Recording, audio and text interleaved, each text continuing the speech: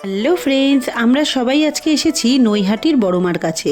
সবার আগে আমরা আসলাম গঙ্গার পাড়ে ঘুরতে, কারণ সাহেব গঙ্গায় স্নান করবে, ওর ইচ্ছা সেটা। আর তারপর আমরা সবাই মিলে পুজো দিতে যাব। গঙ্গার এই পাড়টা খুব জমজমাট থাকলেও স্নান করার মতো কিন্তু কোনো পরিস্থিতি নেই। বাড়ির জন্য গঙ্গার জল নেব বলে সাহেব এক হাঁটু জলে নেমে গেল।